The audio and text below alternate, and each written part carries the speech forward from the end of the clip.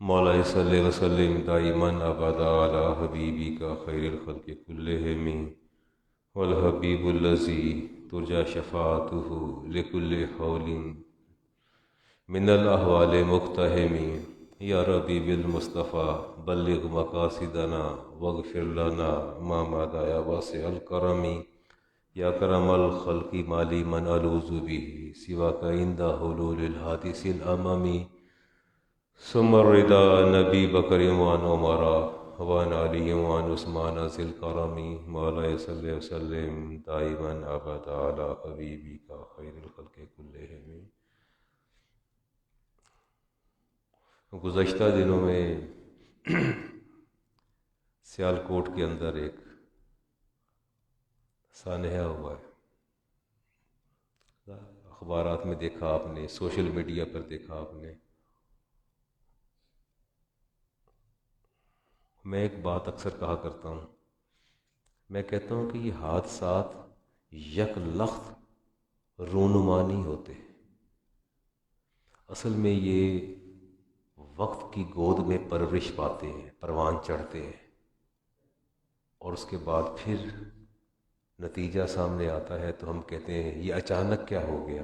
اچانک نہیں ہوتا، اصل میں وہ وقت کی گود میں پروان چڑھ رہے ہوتے ہیں۔ میاں بیوی کے مابین جب ڈائیورس ہوتی ہے تو کہتے ہیں اس کو اچانک طلاق دے دی۔ اچانک طلاق نہیں دی، اصل میں ان کے جو نزاع اور جھگڑے اختلافات تھے وہ وقت کی گود میں پروان چڑھتے رہے، پرورش پاتے رہے، پھر نتیجہ نکلتا ہے۔ بہت کم ایسا ہوتا ہے کہ ایسے واقعات یکلخت رونما ہو جائیں۔ بات کرتے ہیں اس پر۔ اللہ تعالیٰ فرماتے ہیں کہ ہم نے انسان کو صاحب تکریم پیدا کیا۔ انسان کو، لفظ انسان جو ہے وہ سامنے آیا۔ فضیلت کی ساری وجوہات کا ادراک کرنا مشکل ہے۔ ایک چھوٹی سی بات، اللہ فرماتے ہیں میں نے کن کا لفظ فرمایا تو پوری کائنات تخلیق پا گئی، ایک لفظ کن سے۔ اس میں کہیں کوئی ایلیبوریشن نہیں تھی کہ اس کن میں گلیکسیز بنیں گی، اسکائز بنیں گے، کلسٹرز بنیں گے، جنت بنے گی، جہنم بنے گی۔ کن فرمایا تو سب بن گیا۔ لیکن اللہ فرماتے ہیں کہ جہاں تک انسان کی تخلیق کا تعلق ہے، سورۃ صاد آیت نمبر 75، قال یا ابلیس ما منعک ان تسجد لما خلقت بیدی، اے ابلیس تو یہ بتاؤ کہ تو نے انسان کو، حضرت انسان کو سجدہ کیوں نہیں کیا جبکہ اسے میں نے اپنے دستے قدرت سے بنایا ہے۔ ڈفرنس آ گیا نا، کن سے پوری کائنات بن گئی اور انسان کو اللہ تعالیٰ نے اپنے دستے قدرت سے بنایا۔ تو یہی تو پرابلم ہے کہ جو اشرف المخلوقات ہے وہی سب سے زیادہ اپنے مقاصد کو بھول گئی ہے۔ لَقَدْ خَلَقْنَا الْإِنسَانَ فِي أَحْسَنِ تَقْوِيمٍ، اللہ فرماتے ہیں کہ میں نے انسان کو اپنی مخلوق میں سب سے زیادہ بہترین ساخت پر پیدا فرمایا ہے۔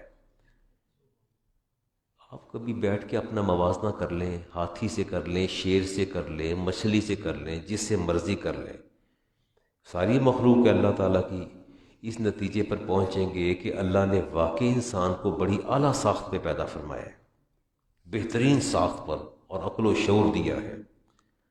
لیکن ہم اپنی زندگی کے مقاصد اور اپنے آنے کے مقاصد کو ہم نے بھلا دیا۔ یہ آپ لفظ استعمال کرتے ہیں مائنورٹی، ایسے ہی بیٹا، ایسے ہے نا مائنورٹی۔ اگر آپ اردو میں آ جائیں تو آپ اسے اقلیت کہتے ہیں۔ افتخار صاحب ایسے ہی ہے، کیا تصور آتا ہے ذہن میں لفظ؟ اچھا، یہ جو لفظ مائنورٹی اور اقلیت، it is not Islamic word, it is not an Islamic word. یہ آپ کی جمہوریت نے جو الفاظ تشکیل دیے یہ وہ ہے۔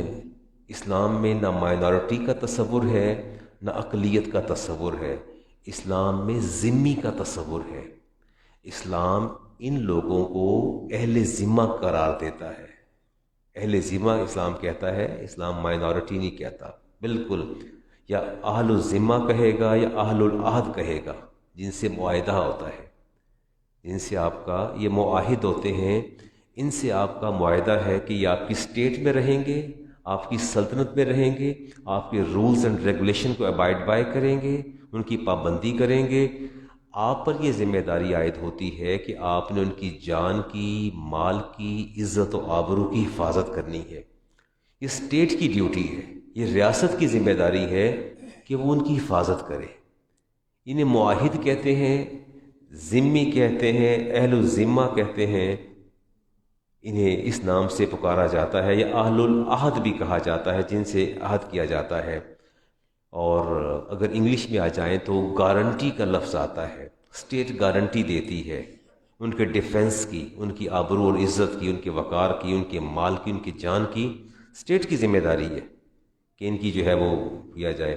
اچھا، لفظ اقلیت جو ہے نا، اقلیت، یہ اقلہ، یہ کلہ سے نکلا ہے، اقلہ سے نکلا. قلت اور قلیل، قلیل کہتے ہیں کم، تھوڑا، کم ترین. اور یہ سپرلیٹو ڈگری ہے جسے آپ کہتے ہیں نچلے درجے کا، کم. اگر اس کے ساتھ انگریزی میں آ جائیں تو آپ اس کو مائنورٹی کہتے ہیں. مائنر کا مطلب بھی آپ کو پتہ، خفیف ہوتا ہے، چھوٹا ہوتا ہے، کم ہوتا ہے. ان لفظوں کے اندر ہی ہیوملیشن موجود ہے. ان دونوں لفظوں میں ہیوملیشن موجود ہے. اور اس کے مقابلے میں جو حکمران ہے ان کے اندر تفاخر کا، تعلی کا، تکبر کا ایلیمنٹ موجود ہے. یہ کمتر یا ان لیس نمبرز اور یہ زیادہ تعداد میں نہ مائنارٹی لفظ نہ اقلیت، دونوں لفظ سوٹیبل نہیں ہیں. لفظ وہی سوٹیبل ہے جو اللہ اور اس کے رسول نے استعمال فرمایا ہے، وہ ہے ذمی. اور ذمی کا معنی ہے جس کی ذمہ داری دوسرے پر ہو. آپ مجھے بتائیں کہ اگر آپ کے حوالے میں کوئی بچہ کر دیتا ہوں کہ اس کو آپ نے ذمہ داری قبول کرنی ہے، تو وہ کم تر تو نہیں ہوگا نا، وہ تو ایکول سٹیٹس پہ آپ کے ساتھ آ جائے گا. اس کو، آپ کو اس کی ساری ذمہ داریاں پوری کرنی ہیں. لیکن یہ مائنورٹی کا لفظ یہ مجھے کبھی بھی ہضم نہیں ہوا، نہ اقلیت کا ہضم ہوا لفظ. انہیں اہل الذمہ کہنا چاہیے، اہل المعاہد کہنا چاہیے، ذمی کہنا چاہیے. وہ لفظ جو قرآن نے بھی استعمال کیا اور اللہ کے رسول نے بھی اس کو استعمال فرمایا. تو اقلیت کہہ کے، انہیں قلیل کہہ کے، کمتر کہہ کے، کم ترین کہہ کے ہم نے انہیں عدم تحفظ میں مبتلا کر دیا ہے. انہیں کمتر کہہ کے ہم نے انہیں عدم تحفظ میں مبتلا کیا ہے. وہ ٹھیک نہیں ہے. میں پھر امام بخاری کی حدیث پڑھتا ہوں، بڑی مرتبہ میں نے پڑھی، کلکم راعٍ و کلکم مسئول. تم میں سے ہر ایک نگہبان ہے اور ہر ایک سے اس کی رعیت کے بارے میں سوال کیا جائے گا. اچھا، وہ مجھ سے بھی سوال کیا جائے گا آپ کی جمعے کے حوالے سے؟ چلے بتائیے تو صحیح نا، میں جمعہ پڑھا رہا ہوں نا، مجھ سے سوال کیا جائے گا؟ مجھ سے کیا سوال کیا جائے گا؟ ہاں، کیا چھپایا، کیا بتایا؟ اللہ فرمائیں گے کہ تجھے میں نے 50 سے 55 منٹ دیے تھے ممبر پر بیٹھنے کے. میری مخلوق کثیر تھی، بڑی مخلوق تھی. ہر علم والے کے اوپر ہم نے ایک علم والا مقرر کیا تھا، ہر علم والے کے اوپر ایک علم والا تھا. تجھے ممبر پر بٹھایا تھا، تو نے ممبر پر جا کے 10 منٹ خطبے پہ لگا دیے، 15 منٹ آیات پڑھ دیں، ایک حدیث کو لٹکا کے بیان کر کے تم 50 منٹ کے بعد نیچے آ گئے ہو. میں نے تو تجھے، یہ سانسیں میری رب کی امانت ہے نا؟ نہیں ہے؟ یہ میرا ایک ایک ساتھ اور لمحہ رب کی امانت ہے، یہ اللہ کی امانت ہے. اللہ نے مجھے دیا ہے کہ میں انتہائی سرعت کے ساتھ آپ کو انتقال علم کروں، آپ کو علم منتقل کروں. اور اگر میں نیت یہ لے کے آتا ہوں کہ میں نے ٹائم پورا کرنا ہے تو مجھ سے بھی حساب ہوگا. میں بدعنوان ہوں، بدعنوان، ڈس آنیسٹ ہوں اپنے. اگر میں اس 50 منٹ کے اندر آپ کو میکسیمم نالج امپارٹ نہیں کرتا تو اس کا مطلب یہ ہوا کہ میں نے اپنے فرض سے غفلت اور کوتاہی برتی. اور وہ علم جو مجھے رب نے دیا اور جو وقت اس نے دیا، میں نے دونوں کی قدر نہیں کی. میں اپنے شاگردوں کو سخت ان کی تہدید کرتا ہوں، سرزنش کرتا ہوں کہ تیاری کرو اور تیاری کر کے میدان میں اترو، جو کہ یہ وقت اللہ کی امانت ہے، تمہارا علم لوگوں کی امانت ہے، اس کا خیال کیا کرو۔ تو ہر ایک نگہبان ہے، اس نگہبان سے اس کی ریت کے بارے میں سوال کیا جائے گا، اور مرد سے سوال کیا جائے گا اس کے گھر والوں کے بارے میں، اور عورت سے سوال کیا جائے گا اس کے شوہر اور اس کے بچوں کے بارے میں، اور غلام اور ملازم سے، سب آرڈینیٹ سے، اس کے آفیسر یا اس کے اونر اور مالک کے بارے میں سوال کیا جائے گا، اور اس کے مال کے بارے میں سوال کیا جائے گا۔ سیدنا عمر فاروق نے فرمایا تھا لو ماتا جمل جیعان، اگر ایک اونٹ پیاسا مر جاتا ہے عطا علی شط الفرات، دریائے فرات کے کنارے، لخشیت ان یسألنی اللہ عنہ، تو فرمایا کہ مجھے خوف ہے اس چیز کا کہ اللہ تعالیٰ مجھ سے اس کا بھی حساب لے لے گا۔ آپ کی اسٹیٹ کے اندر ایسے اگر واقعات وقوع پذیر ہوتے ہیں تو کیا آپ لوگ اور میں اور ہمارے جو حکمران ہیں طبقہ ہے، کیا وہ بری ذمہ ہو گئے؟ اگر ایک ہیڈ آف دی اسٹیٹ یہ کہتے ہیں کہ فرات کے کنارے ایک پیاس سے مرنے والا اونٹ جو ہے اس کا بھی میں جواب دہ ہوں، تو کیا کسی کو زندہ جلا دیا جائے اس کا کوئی جواب نہیں ہوگا؟ اس کے بھی جواب دہ ہوں گے لوگ۔ بسم اللہ الرحمن الرحیم۔ معاہد کہتے ہیں یہ آپ کا ذمی، جس کے ساتھ آپ کا معاہدہ ہے۔ اب میں کچھ احادیث آپ کے سامنے رکھوں گا۔ اب احادیث کو، اسلام دین فطرت ہے، اسلام دین فطرت ہے۔ اب آپ یہ دیکھیں کہ یہ آپ کے اہل الذمہ، یہ اہل المعاہد ہیں، اسلام ان کو رائٹس کیا دیتا ہے؟ رسالت مآب علیہ السلام نے ارشاد فرمایا اللہ من ظلم معاہدا او انتقصہ، جس کسی نے ظلم کیا کسی معاہد۔ اب جو کہ یہ بچے بیٹھے ہیں، یہ لفظ معاہد شاید نہ سمجھے تو میں بقدر ضرورت لفظ مائنورٹی استعمال کر لیتا ہوں، اگرچہ اس کی میں فیور میں نہیں ہوں، جو کہ آپ کے لیے لفظ معاہد یا اہل الذمہ سمجھنا مشکل ہو جائے گا۔ تو just I am talking about the minorities اور اقلیت۔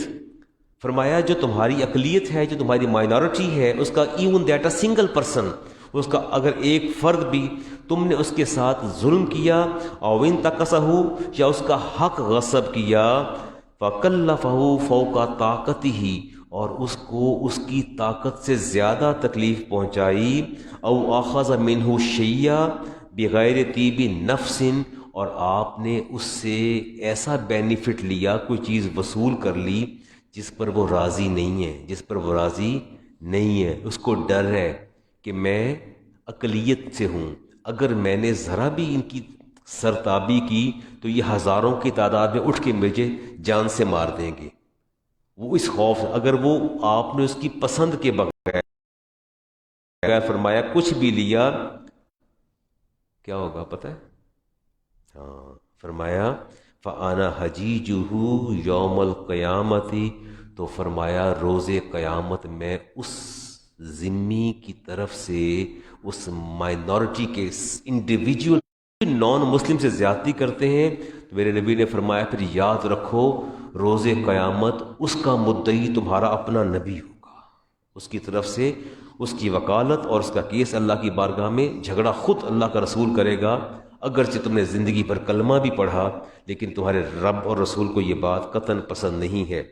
سنن بہقی کی روایت لے رہا ہوں، ان رجلا من المسلمین قتل رجلا من اہل الکتاب، ایک مسلمان نے قتل کر دیا، کس کو؟ ایک اہل کتاب کو قتل کر دیا۔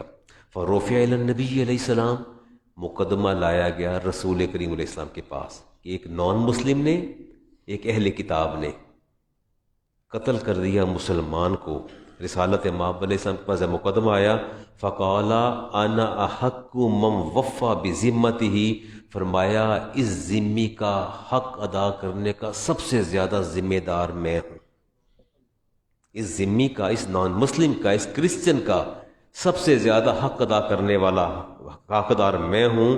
اور فرمایا ثم امر بہ فقتل، فرمایا جس طرح اس مسلمان نے اس عیسائی کو قتل کیا ہے، اسے بھی اسی طرح قتل کر دیا جائے۔ یہ ہے اسلام کا حقیقی چہرہ، یہ ہے اسلام کا۔ آپ یقین جانیے میں نے کمپیریزن سٹڈی بھی کی، میں نے میں نے کمپیریزن اسٹڈی بھی کی، لیکن آپ یقین جانیں کہ اسلام سے زیادہ مجھے دین فطرت کوئی نظر نہیں آیا۔ ان الدین عند اللہ الاسلام، اللہ فرماتے ہیں کہ تمہارے رب کے نزدیک جو سب سے پسندیدہ دین ہے وہ دین اسلام ہے۔ اچھا، جو دین سب سے پسندیدہ ہے تو اس کا مطلب یہ ہوا کہ اس دین کے فالوورز بھی سب سے پسندیدہ ہوئے نا، تو گویا آپ اللہ کے پسندیدہ ہیں اور یہ دین بھی اللہ کا پسندیدہ ہے۔ رسالت امام علیہ السلام نے ارشاد فرمایا کہ جنت کی خوشبو 40 سال کے ڈسٹینس سے آپ کو جنت کی خوشبو آنا شروع ہو جائے گی۔ کتنے ڈسٹینس سے؟ یعنی وہ ڈسٹینس جو آپ ایک برق رفتار سواری پہ کرتے ہیں، تیز رفتار سواری پہ 40 ایئرز کا ڈسٹینس باقی ہوگا تو جنت کی خوشبو آ جائے گی۔ من قتل معاہدن، امام بخاری کی حدیث کا نمبر 995 من قتل معاہدن لم یرح رائحۃ الجنۃ، فرمایا جو کسی معاہد کو قتل کرے گا، انڈیویجول آف مائنورٹی کو، کسی اقلیتی فرد کو قتل کرے گا، اس کو جنت کی خوشبو توجد من مسیرت 40 عام، اس کو 40 سال کے فاصلے پر بھی جنت کی خوشبو نہیں آئے گی، دور تو دور کی بات، اس کو جنت کی خوشبو نہیں آئے گی۔ آپ کو یاد ہوگا جب مکہ فتح ہوا تھا، مکہ جب فتح ہوا تھا تو ذہن میں لائیے ذرا، وہ جھنڈا کس کے پاس تھا؟ جھنڈا سعد بن عبادہ انصاری کے ہاتھ میں تھا، اور انہوں نے کیا کہا تھا یاد ہے؟ انہوں نے صرف ایک لفظ کہا تھا۔ کس کے سامنے کہا تھا؟ حضرت ابو سفیان، تب ایمان نہیں لائے تھے۔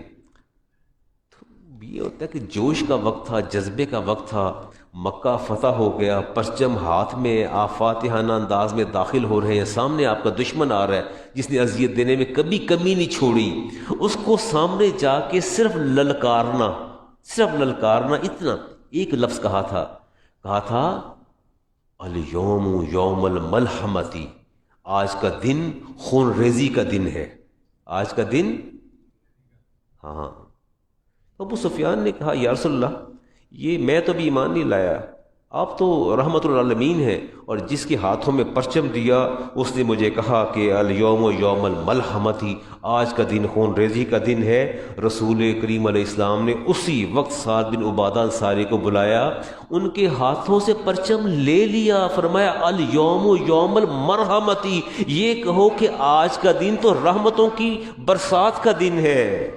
کیسی بات کر دی تم نے؟ فرمایا پرچم واپس کر دو، آپ پرچم کے اہل نہیں ہیں۔ لیکن یہاں جو بات سب سے رسالت امام علیہ السلام نے ارشاد فرمایا کہ اللہ نے اپنی مخلوق میں سب سے زیادہ عقل اور دانائی مجھے عطا فرمائی ہے، سب سے زیادہ عقل اور دانائی مجھے عطا فرمائی ہے۔ آپ جانتے ہیں 10,000 کے لشکر میں اگر کسی کے ہاتھ میں پرچم ہو، اس سے پرچم واپس لے لینا isn't sign of stigma، کیا ذلت و رسوائی کا نشان نہیں ہے؟ بات تو بڑی سادہ سی ہے، ایک کو عہدے سے ہٹا دیا جائے تو کیا باقی اس کے کولیگ سوال نہیں کریں گے؟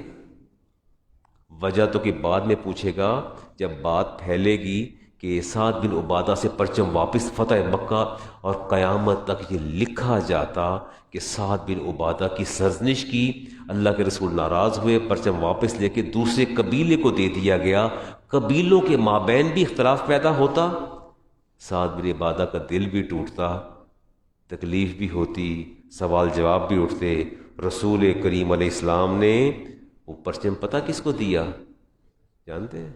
ہاں، باپ کے ہاتھ سے پرچم لے کے بیٹے کے ہاتھ میں پکڑا دیا، فرمایا یہ پرچم نہ تو اس خاندان سے جائے گا، نہ یہ گھر سے جائے گا، نہ اس قبیلے سے جائے گا، یہ اعزاز اگر ہم نے بخشا ہے، اس قبیلے کو بخشا ہے، اس خاندان کو بخشا، اس گھر کو بخشا ہے، اعزاز اسی گھر کے پاس رہے گا، ہم اعزاز کو ٹرانسفر نہیں ہونے دیں گے، اس آنر اور ڈگنیٹی کو ہم ٹرانسفر نہیں ہونے دیں گے، رہے گا اسی گھر میں اعزاز کہ قیامت تک آنے والے میرے سعد بن عبادہ پر انگلی نہ اٹھا سکیں۔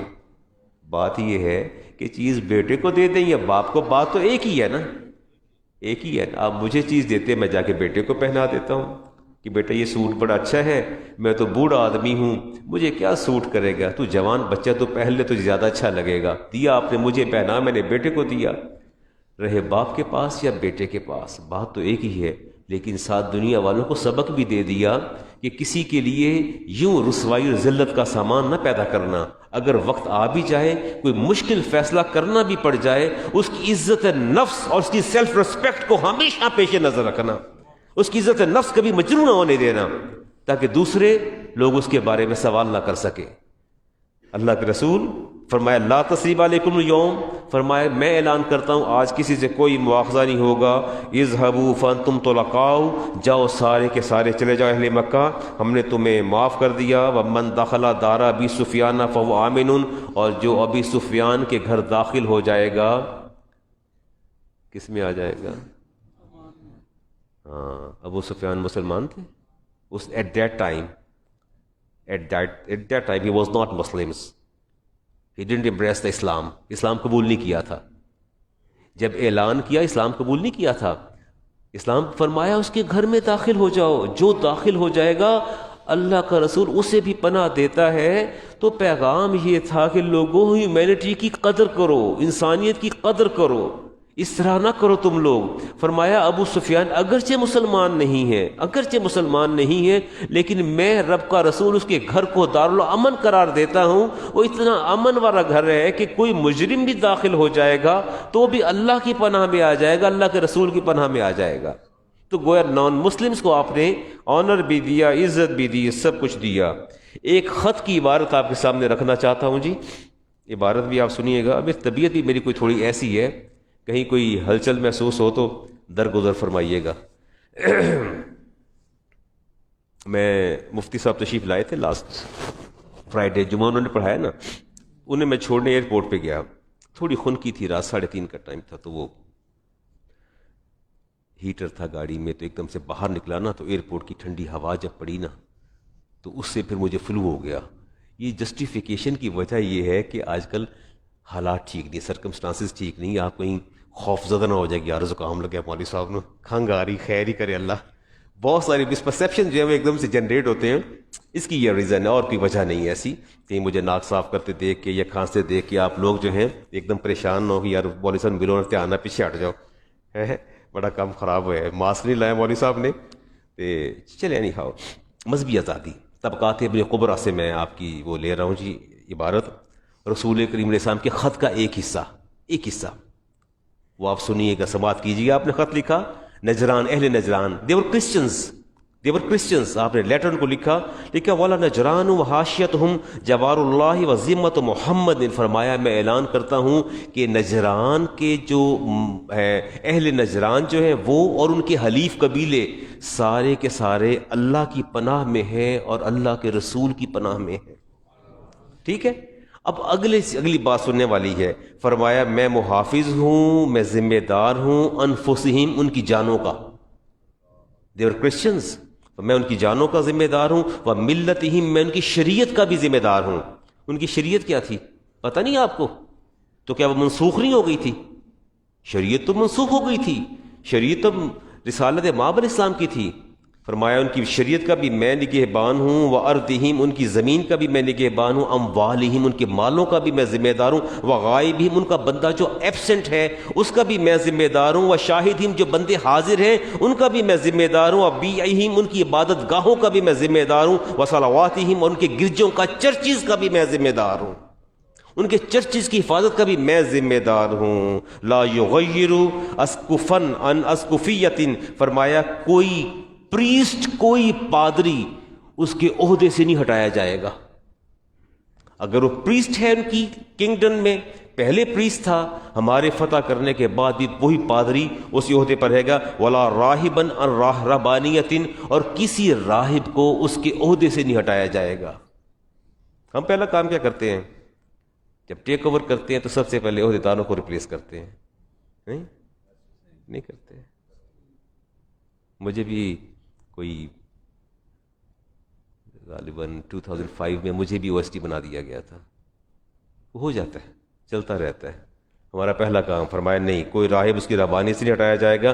ولا واقفاً عن وقفانیۃ، اور کوئی اہل منصب، کوئی عہدے دار کسی عہدے سے نہیں ہٹایا جائے گا. آپ کی مسجد کی کیبنٹ چینج ہو جاتی ہے، ایڈمنسٹریشن چینج ہو جاتی ہے، وہ پہلا کام کیا کرے گی پتہ ہے آپ کو؟ کیا کرے گی؟ ڈرے نا کچھ نہیں، افتخار صاحب موجود ہیں، کوئی کچھ نہیں کہتا، گھبرائے نا. What would be their first step?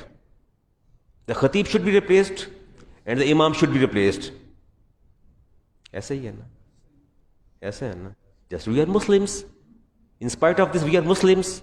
ہم مسلمان ہیں اور نبی کے نعرے، اور کام کیا کرنا ہے؟ اگینسٹ دا شریعہ. سب سے پہلے کہتے ہیں اے خطیب نو ہٹاؤ فتنہ جے، ان ہٹاؤ پہلے، نہ تو دوسرا کوئی آسمان سے فرشتہ آ جائے گا، اس کی کیا گارنٹی ہے؟ میں 40 سال بھی خدمت کر لوں، آج آپ ایڈمنسٹریشن چینج کر دیں. انہوں نے کہا یار مولوی جڑے پہلے انہوں ہٹاؤ ذرا یار، پھر ان کو باتیں ملیں گی میرے بارے میں، یار جماعت نہیں کرواندہ، اے تے کام بڑا پیڑا تے ماڑا ہے یار، اے بھی نہیں کردا. پھر وہ چارج شیٹ کریں گے مجھے دل کو تسلی دینے کے لیے، آہستہ آہستہ ریپلیس کرتے چلے جائیں گے. یہ کام کرتے ہیں، پھر باتیں کرتے ہیں. وہ نہیں دیکھتے کہ ممبر پر بیٹھنے والا کس کیٹیگری کا اور کس سطح کا آدمی ہے، اور کیا اس کے منہ سے نکلنے والی بات لوگوں کے دلوں پہ اترتی اور کہاں تک جاتی ہے. Doesn't matter. لیکن وہ یہ سب سے پہلا کام وہ یہ کریں گے. فرمایا میں اللہ کا رسول اس بات کی ضمانت دیتا ہوں کہ نجران کے کسی فرد کو، کسی راہب کو، کسی بھی عہدے دار کو اس کے منصب سے نہیں ہٹایا جائے گا، وہ اپنے منصب پر ویسے ہی کام کرے گا. اور پھر فرمایا وَكُلَّ مَا تَحْتَ أَيْدِيهِمْ مِنْ قَلِيلٍ أَوْ كَثِيرٍ، میں اللہ کا رسول ان کی زیر ملکیت ہر چیز کی حفاظت کی ضمانت دیتا ہوں. مسلمانوں کی بات نہیں ہو رہی، کرسچنز کی بات ہو رہی ہے. اسلام کا چہرہ کتنا خوبصورت چہرہ ہے، آپ دیکھیں تو صحیح نا، اسلام کی ٹیچنگز میں تو کوئی فرق نہیں ہے نا. ہاں، بیت المال سے بھی رسالت مآب علیہ السلام صدقہ دیا کرتے تھے. کس کو؟ یہودیوں کو. ہاں دیکھتے ہیں ان رسول اللہ تصدق صدقۃ علی اہل بیت من الیہود، آپ اہل بیت، یہود کے اہل بیت گھر والوں کو صدقہ دیتے تھے اور بیت المال سے. فَهِيَ تَجْرِي عَلَيْهِمْ، اور آپ کے وصال کے بعد بھی جس گھر کو بیت المال سے صدقہ جاتا تھا اس کو بند نہیں کیا گیا، اس کو بند نہیں کیا گیا، وہ جاتا رہا. حضرت صفیہ کون ہے؟ ام المومنین. آپ کو پتہ ہے یہودی سردار کی صاحبزادی تھیں، آپ کا سارا خاندان یہودی تھا، پتہ ہے نا آپ کو. ام المومنین صفیہ، ہوئی بن اختب کی صفیہ بنت ہوئی جو ہے، وہ سنی حدیث امام بخاری کی کتاب الاموال سے لی میں نے حدیث. جی صفیہ فرماتے ہیں زید بن حارث حدیث کے راوی ہیں، ان صفیہ زوج النبی علیہ السلام، حضرت صفیہ جو حضور وسلم کی زوجہ ہیں، تصدقتا، وہ صدقہ دیا کرتی، علی ذوی قرابت اللہ، ہاں اپنے قرابت داروں کو صدقہ دیا کرتی تھی. فہما یہودیانی، اور جو دو قرابت دار تھے دونوں یہودی تھے. اور پتہ کتنے پیسے دیتی تھیں آپ کو؟ آپ کی ماں کتنے پیسے دیتی تھی؟ 30,000 دینار پر اینم. 30,000 دینار، درہم نہیں، دینار پر اینم. دو کو دیتی تھی، دونوں یہودی تھے اور آپ کے رشتہ دار تھے.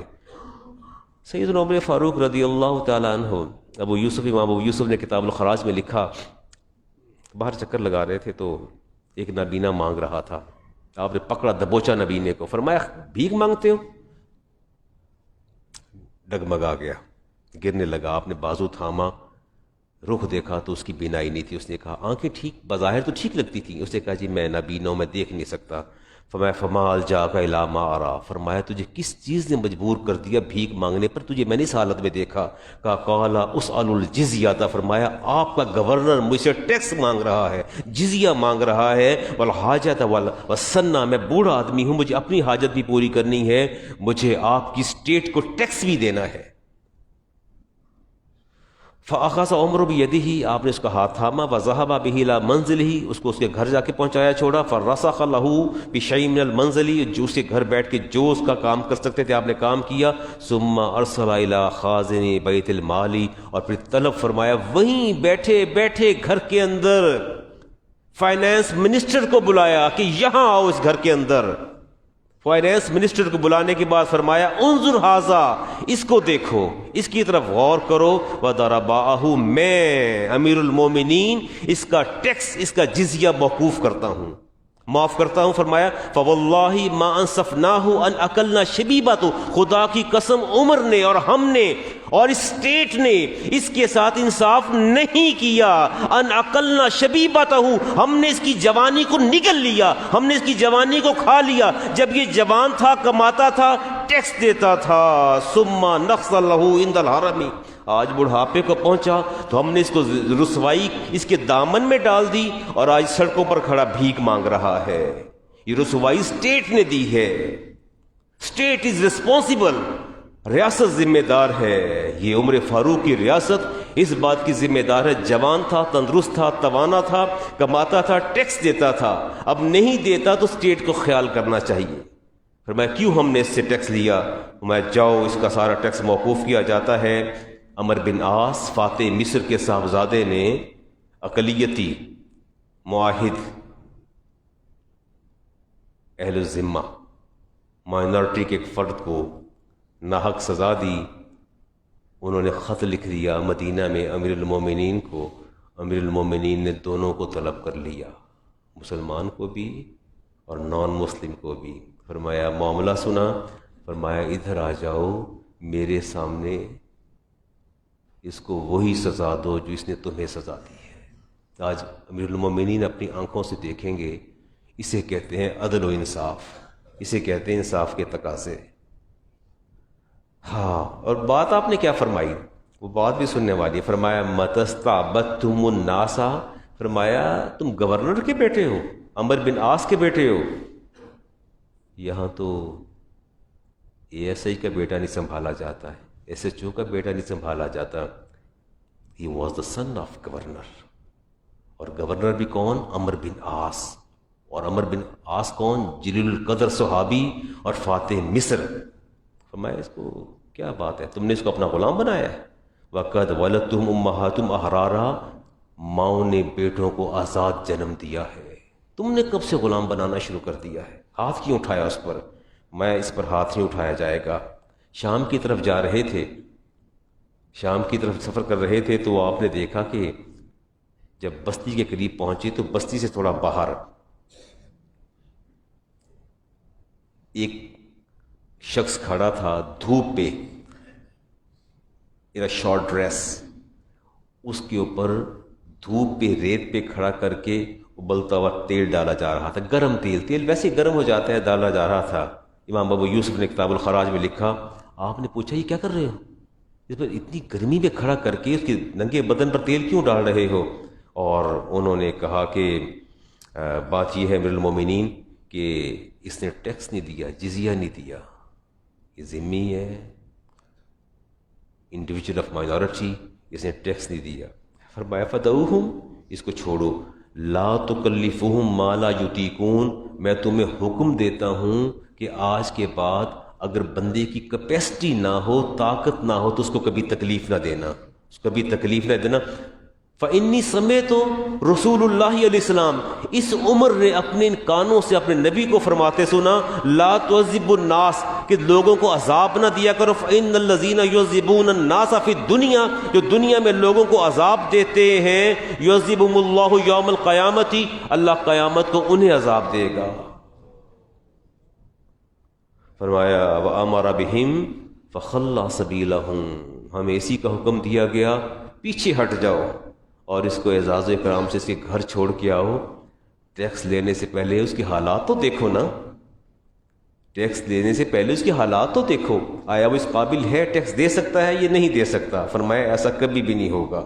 امام مسلم کی حدیث، حدیث کا نمبر 2613، حشام بن حکم اس کے راوی، قال النبی علیہ السلام ان اللہ یعذب الذین یعذب الناس فی الدنیا، دنیا میں جو لوگوں کو عذاب دیتا ہے اللہ اسے بھی عذاب دے گا قیامت کو۔ کوئی کنکلوڈ کرنا چاہتے ہیں؟ پنشمنٹ دیتے ہیں اپنے سب آرڈینیٹس کو؟ نہیں، بس اتنی بات کافی ہے، اتنی بات ہی کافی، اس سے اگلی بات میں نہیں کرتا، کیونکہ اس اگلی بات کروں گا تو بہت سے ایسی باتیں سامنے آ جائیں گی جو میرے لیے بھی تکلیف دہ ہے اور آپ کے لیے بھی تکلیف دہ ہے۔ میں نے فیکٹری اونرز کو، میں نے آفس اونرز کو، بہت سے لوگوں کو دیکھا اپنے سب آرڈینیٹس کو سزا دیتے ہوئے، کبھی زبان سے، کبھی ہاتھ سے۔ میں خود میں بھی بسا اوقات فلیئر اپ ہو جاتا ہوں لیکن فلیئر ہونے کے باوجود اپنے دائرے کے اندر رہتا ہوں. ایسا نہیں ہوتا کہ بندہ اس سطح پر چلا جائے جہاں تقریم انسانیت جو ہے تذلیل انسانیت کے اندر بدل جائے. آگے دیکھتے ہیں جی. امام بخاری کی حدیث ہے رسالت معاذ علیہ السلام سے کہا گیا کہ ادعوا علی المشرکین، یہ مشرکین کے لیے بددعا کیجیے. تو فرمایا نہیں، انی لم ابعث لعانا، فرمایا میں لوگوں کی لعنت کے لیے دنیا میں نہیں بھیجا گیا، مجھے رب نے اس لیے نہیں بھیجا کہ میں لوگوں پر لعنت کروں. فرمایا وانما بعثت رحمہ، مجھے تو اللہ نے سراپا رحمت بنا کر بھیجا ہے. میں دیکھتا ہوں جی تھوڑی چیزیں کچھ اور آپ کے سامنے رکھوں جی. وہ کوئی یاد ہے سیدنا عمر فاروق کو شہید کرنے والا کون تھا؟ واز ہی مسلم اور نان مسلم؟ مسلم اور non Muslims? Naan Muslim. You would say, you would like to say that he was ذمی، وہ ذمی تھا، نان مسلم تھا، مائنورٹی سے تھا اور اسٹیٹ کے اندر موجود تھا. میرا خیال ہے کہ جب پتہ چل جائے کہ ہیڈ آف دی اسٹیٹ اور خلیفہ کو شہید کرنے والا ذمی اور یہ لوگ جو پناہ گزین ہمارے پرچم تلے سائے تلے احسانہ تلے پلنے والے اپنے ہیڈ آف دی اسٹیٹ پر حملہ ور ہوئے، انہیں شہادت کا سبب بنے، تو اصولاً تو ان کا وہاں سے صفایا ہو جانا چاہیے تھا، ملیا میٹ ہو جانا چاہیے تھا. لیکن بڑی حیرت کی بات ہے امام بخاری کی جب میں حدیث دیکھتا ہوں، عمر فاروق کے آخری الفاظ کیا تھے؟ فرمایا اوصل خلیفۃ من بعدی بذمۃ اللہ و ذمۃ رسولہ، فرمایا میں عمر فاروق خلیفۃ المسلمین اپنے بعد میں آنے والے خلیفہ کو آگاہ کرتا ہوں کہ اللہ اور اس کے رسول کے ذمے آنے والی اقلیتوں کے حقوق کا خیال کرے. سننے میری بات، یہ تو وہ بات ہو گئی نا کہ کسی گھر کا فرد مجھ پر حملہ کر دے اور میں آخری سانسوں پر ہوں تو میں کہوں کہ ان گھر والوں کا بہت خیال کرنا، ان پر توجہ دینا، ان کے نان نفقے کا بھی خیال کرنا. فرمایا میں تمہیں وصیت کرتا ہوں. اور فرمایا وَأَن يُقَاتِلَ أَن يُوَفِّيَ لَهُمْ بِعَهْدِهِمْ، ان کے ساتھ ان کے عہد کو پورا کرنا. وَأَن يُقَاتِلَ مِن وَرَائِهِمْ، اور جھگڑا کرنا پڑے تو ان کے لیے جھگڑا بھی کرنا ان کے حقوق کے لیے. وَأَن لَا يُكَلِّفُ فَوْقَ طَاقَتِهِمْ، اور فرمایا کہ ان کی طاقت سے زیادہ کبھی اقلیتوں پر بوجھ نہ ڈالنا، کبھی بوجھ نہ ڈالنا. میں اصل میں یہ بات یہ کہنا چاہتا ہوں، اسلام اتنا خوبصورت مذہب ہے کہ وہ انسانیت کی بے حد تکریم کرتا ہے. جو لوگ اس کے ذمے آ جاتے ہیں، ذمی بن جاتے ہیں، ان کا وہ کتنا خیال کرتا ہے. قصور اسلام کا نہیں، نہ تعلیمات اسلامی کا ہے.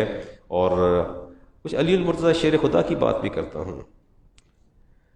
ہاں یہ میں دیکھتا ہوں، میں شارٹ کرتا ہوں، میں نے ایک دو باتیں اور بھی کرنی ہیں آپ کے ساتھ. اب ان کی بات کر کے اچھا ایک حدیث آپ کے سامنے رکھتا ہوں جی. چند دن پہلے امام مسلم کی حدیث ہے، ہمارے صدیق ہزاروی صاحب حدیث پڑھا رہے تھے. حدیث پڑھا کے مسلم کی پیریڈ کے بعد وہ تخصص کا پیریڈ پڑھا کے جب اکٹھے ہم کھانا کھائے یا چائے پینے لگے نا، تو کہتے ہیں بدر صاحب آج میں حدیث پڑھائیے.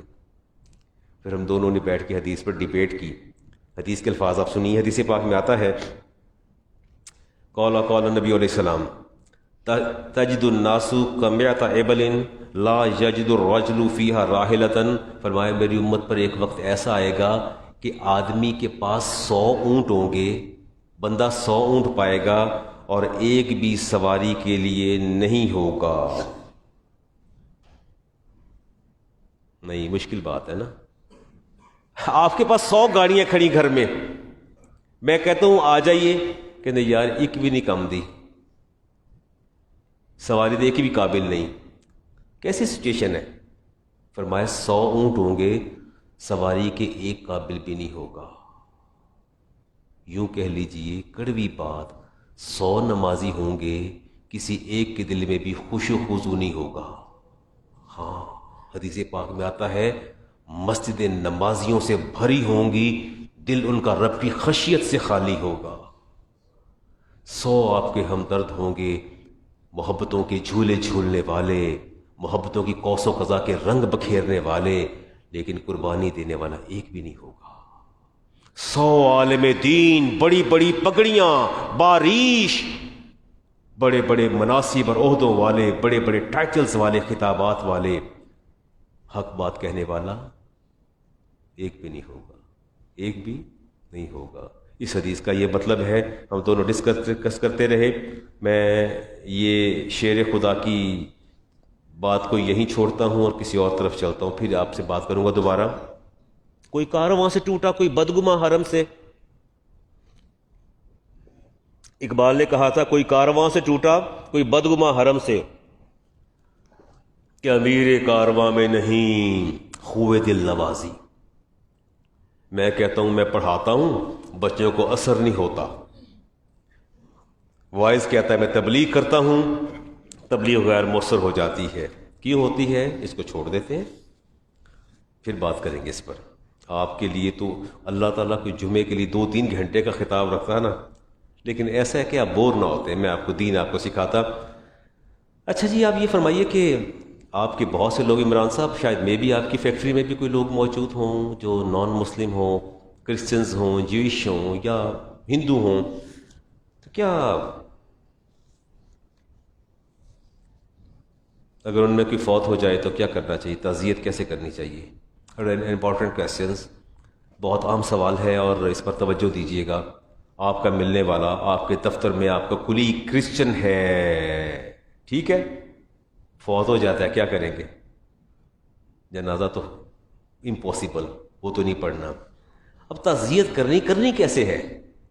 یا کہیں گے اللہ تعالیٰ اس کی بخشش فرمائے؟ کیا کہیں گے اللہ اس کو جنت میں اعلیٰ مقام عطا فرمائے؟ کہیں گے؟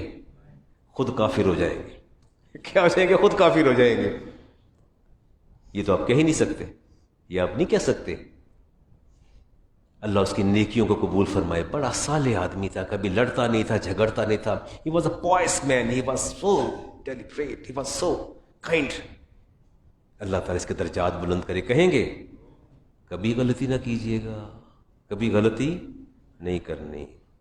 امام یوسف فرماتے ہیں کہ ہم نے اپنے استاد امام اعظم ابو حنیفہ رحمۃ اللہ تعالیٰ سے سوال کیا کہ کسی یہودی یا نصرانی کا بیٹا فوت ہو گیا ہے تو کوئی قریبی آدمی تعزیت کرنے جائے تو کیا کہے؟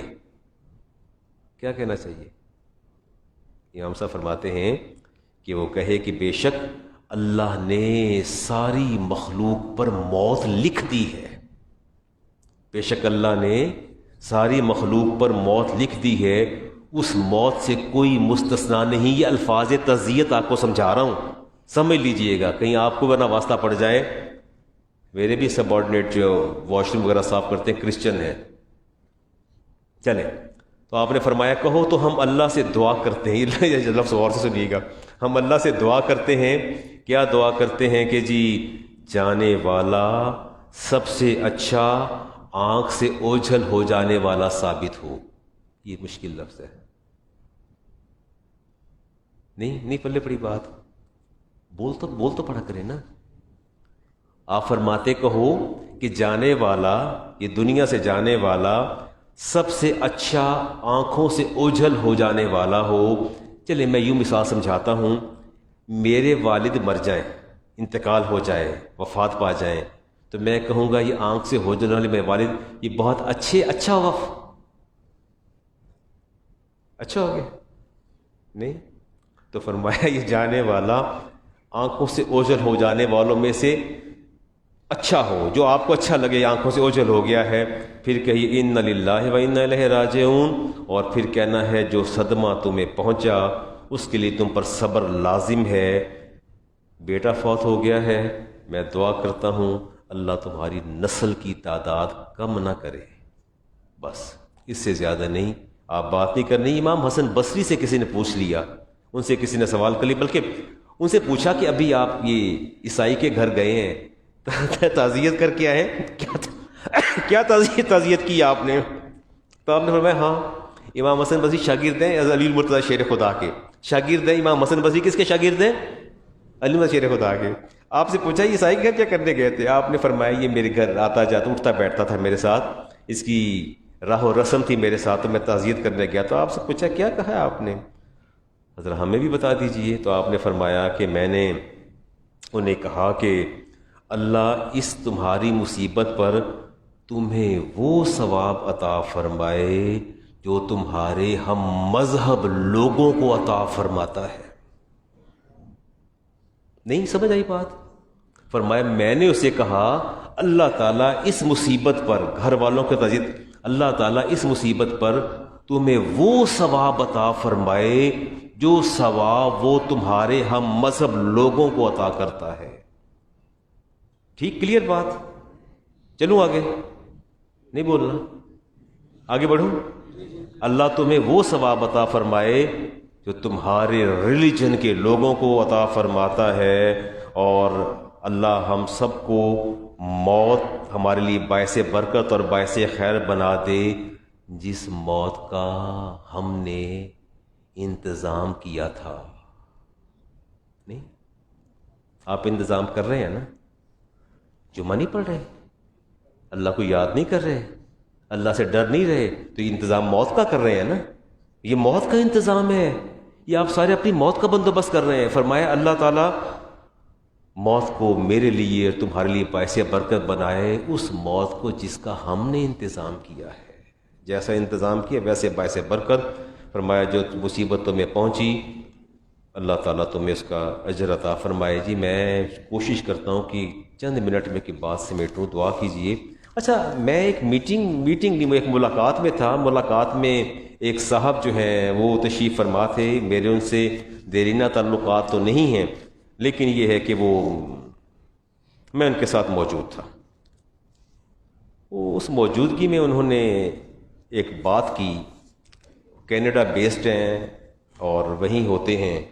روانہ ہونے سے پہلے ان کی میری آخری ملاقات تھی. مراد واپسی پر انشاءاللہ پھر ہو جائے گی. اور انہوں نے کہا کہ مولانا میں نے ایک بہت اچھا کام کیا ہے، اور وہ کام میں نے یہ کیا ہے کہ میں نے ڈیفنس کے اندر میں نے کوئی گھر یا کوئی چیز میں نے لی ہے، جو بھی اینی ہاؤ، اور اس پر میں نے ایک کالم تھا، وہ کالم میں نے فل کر دیا ہے، اور کالم ہے نیکسٹ ٹو کن اور نیکسٹ کن after your death who will be the owner of this property.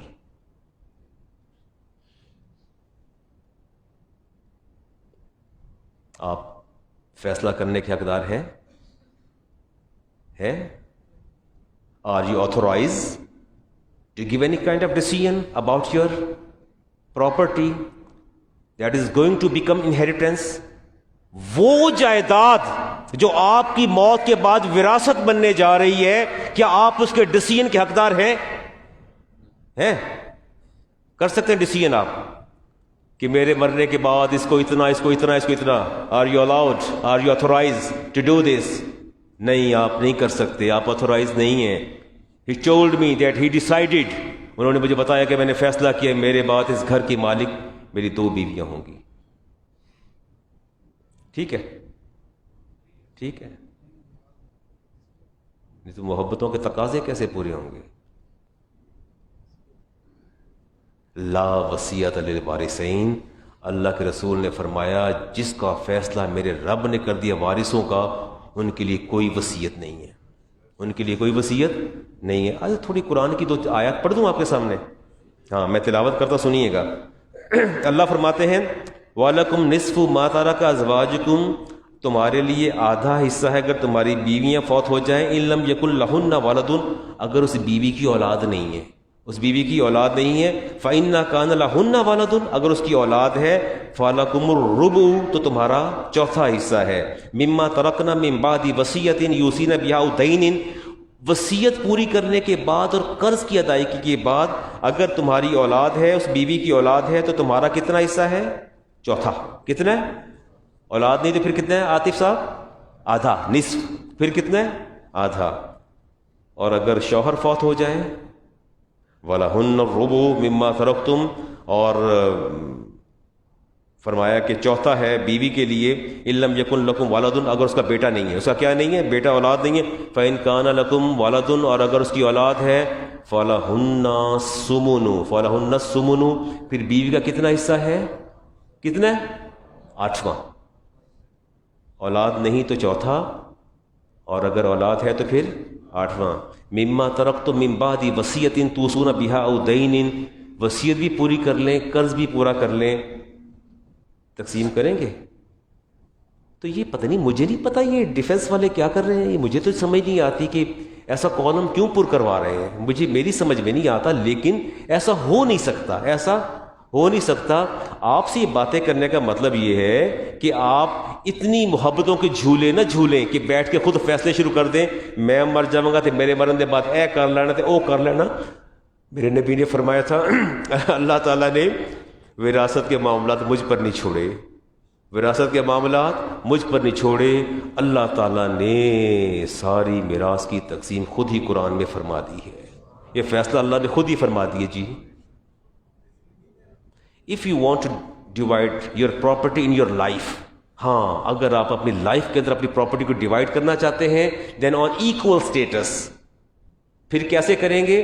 3 بیٹیاں ہیں 2 بیٹے ہیں، 4 بیٹیاں ہیں 1 بیٹا ہے، تو لوگ کہتے ہیں علامہ صاحب شرعی تقسیم کرنی ہے، 2 حصے منڈے دے 1 حصہ کڑی دا، نو نہیں۔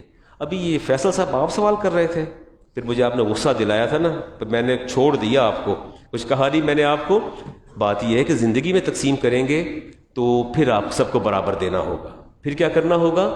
پھر برابر دینا ہوگا، جو اپنے لیے رکھنا رکھ لیں، بیٹی کو جتنا دیں گے بیٹے کو بھی اتنا دیں گے، سب میں 1 کروڑ رکھا ہے اور 4 بچے ہیں، 2 بیٹیاں 2 بیٹے ہیں، سب کو کتنا کتنا آ جائے گا؟